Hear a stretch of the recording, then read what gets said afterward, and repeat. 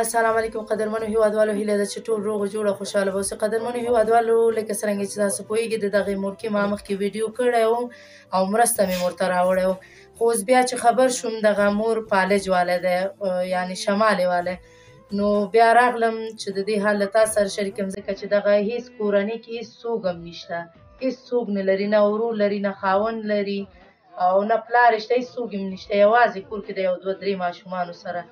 نو دا هیڅ څوک نه لري، د دې حال له تا سره شریک او له موږ سره اوسئ. السلام علیکم. چطور هستی مادر، خوب هستی؟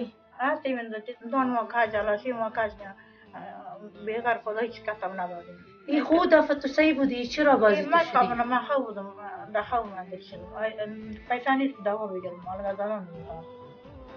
این دیگه پرسان نکردی بچی تو شده؟ من خبر فشارت بالا رفته یا چیزی دیگه؟ فشارم فشار بالا شده کسی نگه رقم شده. حالا بر زیارت برو نیکی اگه خوب شد. لا زیارت یک دیگه سوال کنم زیارت بودم دیدم پس. کسی نیست که بر دوا کنه؟ نه هیچ کسی نمیگه خدا. دیگه این تو به می طریقه حالا میگردی؟ حالا دیگه چطور کنم؟ بر ما هم اول تا کسی دیگه داد، ما گفتم باش دوباره برات ویدیو کنم. خدا بخدا. حالا ببین حالت هم خاص جمع میکنی؟ حالا ازم کن میکنم هر چیز کن میکنم. او دم یک اتاق که توشتو که چیشتی؟ دم یک اتاق که دلی جستم.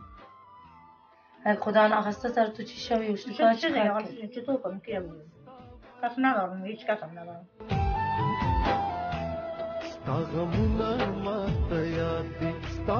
او دیگر روغنه که برات آورده بودیم که زود کم ضرورت پوره شد. خیلی میگه ذره شده اگر نه نداشتم. حالا دیگه کس تا حالا برتان کمک کرده؟ هیچ کس هم کمک نکرده بیغیر شما. بغیر ما؟ دیگه هیچ کس هم نکرده. انشالله باز بخیر که بیادرها کمک کرد برات باز میاریم. و به می خاطر آمدم که باز یک بار بیم پرسان تکنم چطور هستی؟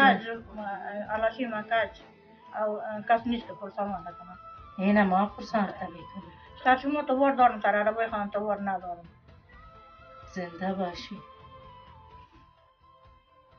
تاسو ولیده دغه مورکې بیچاره هېڅ څوک هم نه لري، وایي ګلزده نمیتونم څنګه وي د خبرو نشته، واړه ماشومان دي، که په دې څه چل وشي نو هغه واړه لورګانې به څه وکړي، وایي هېڅ څوک هم نه لرم چې زما پوښتنه وکړي، وایي هماغه تاسو چې اوړه غوړي راوړی او په همدې دغه ورځې شپې تېروم، نور اوس نه چا ورسره مرسته کړې او نه کوي.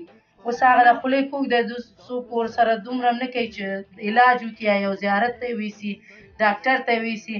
دا د فشار د لاسه داسې شوی، 100 روپۍ یو ګولۍ کېږي هغه نشي اخیستی، په دې حالت ورسېدو.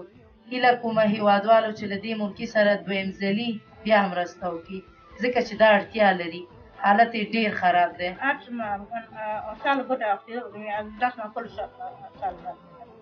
دستان درد میکنه. نو دغه پالچ والی دی، نو هیله کومه چې له دې سره مرسته وکړي، که چېرې غواړې مرسته وکړي، زما د وټساپ شمېره ده 080 9 4 2 7 د لیدو څخه مننه.